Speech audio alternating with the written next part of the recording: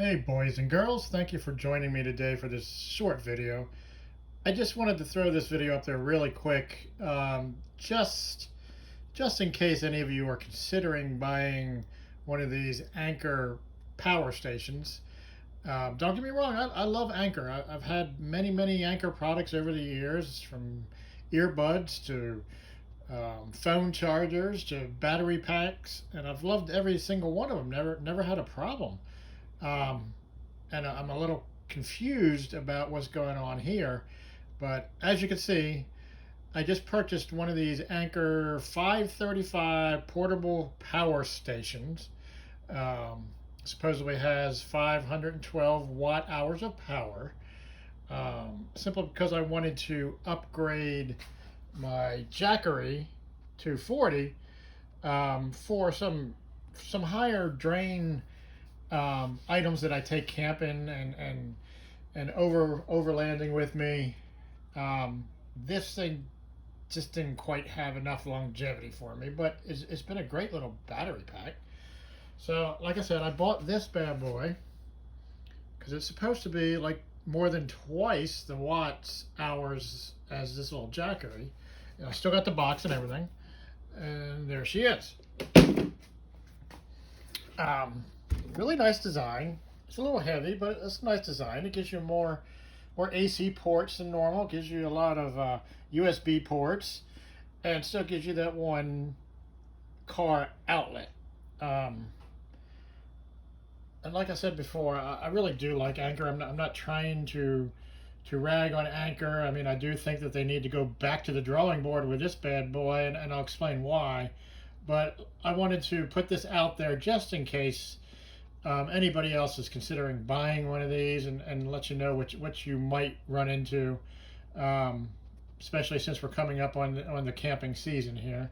But the reason I bought this Anker, like I said before, is I wanted to upgrade my watt hour capacity from this little Jackery. And the reason that is because I have a planar heater, as you can see right there. Great little heater, by the way. I'd recommend it to anybody that wants to extend their ability to go camping and overlanding to all 4 seasons. This thing is awesome.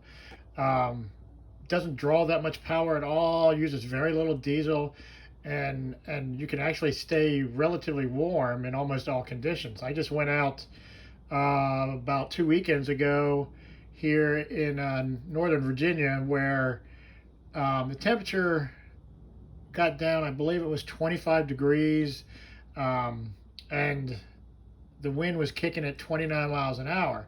I put this bad boy in my rooftop tent, and even though it was well below freezing outside, the inside temperature of my tent stayed between 55 and 60 degrees all night, which with a small down blanket, I was quite comfortable. But anyway, I digress. The reason I like I said, I bought this bad boy was hoping to be able to power this thing longer than the 10 hours or 9 hours that I can get out of this thing before I needed to recharge it. And the issue I'm having is one that baffles me, and I don't understand why. But instead of going on and on, I guess I can just show you. Okay, these diesel heaters normally come with a 12-volt plug that you can plug in, and that's what powers the fan and the glow plugs and things like that. Just a standard, normal 12-volt automotive plug. So you plug that in here, turn on some power, and you'll see we got power. The little light lights up. Now this particular unit is only at 55%, but that doesn't matter. I mean, it's not going to limit the amount of watts it can put out, and we're not going to run it that long where we're going to run down the power. But how you know you have power is on your control. You have these little flashing lights, and what it's doing is going through a little pre-start process. I don't know exactly what it does, but it has to go through some kind of pre-start process. When the lights go out, means it's ready to start. So let me turn on the fuel back here. Okay, so this thing is ready to go. So all we got to do is turn it on. Okay, you can hear it. It's trying to go. And you can actually watch the wattage. The wattage starts to climb slightly.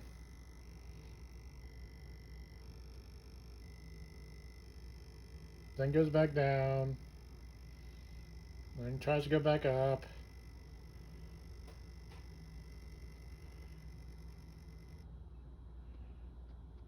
Then it just shuts down.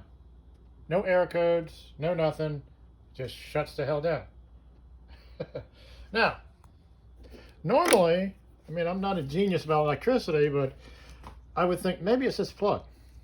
Maybe I got a faulty wire, a faulty plug, or maybe, worst case scenario, there's just something wrong with my heater.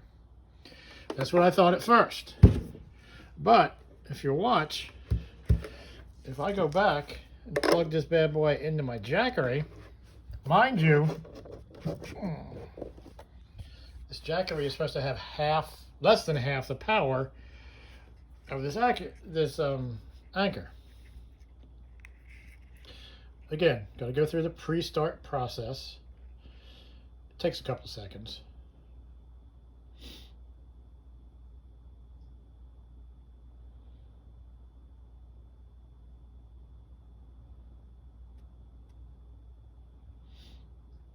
Okay, so now we're ready to go. Let's start. You'll notice it starts to draw some power.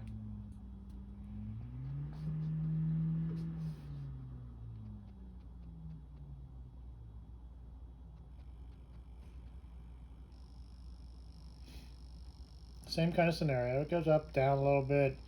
It should kick up here in a second where it's trying to heat up the glow plug so it can ignite the diesel fuel.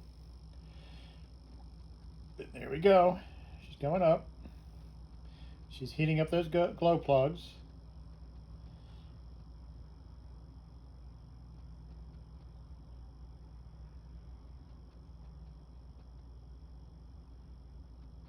Now notice the maximum watts you saw there. It's what, 104, I believe? That's important later.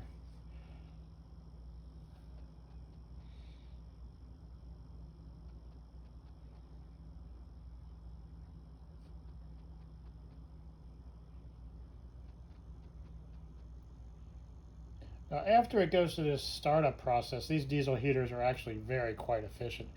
On average, once it's started up and it's actually kicking out heat, she only runs about 20 to 24 watts. So like I said, even with this old Jackery, you could still power one of these bad boys for about 9 hours before it actually will die on you. Okay, I don't know if you can hear that. But yeah, that bad boy's starting right up.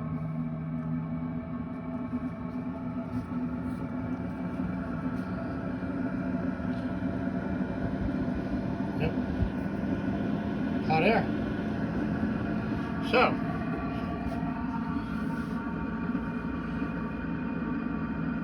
still going, strong.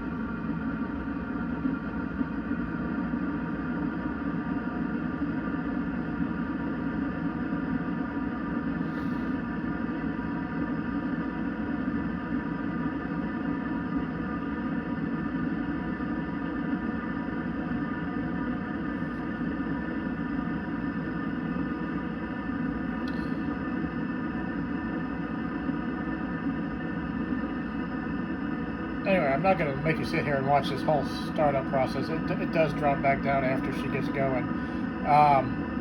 But the important thing here is, why is this little Jackery 240 outperforming something that's supposed to have more than twice the wattage capability, and mind you, cost almost 3 times as much? Why is this Anker being outperformed by this little Jackery? Now, I know some people are going to say, well, this thing went over its wattage capabilities for that 12-volt outlet. Okay, then why does this one handle it? And if you notice, right here in the box, it says car outlet 120 watt max. So why can it not even handle 104?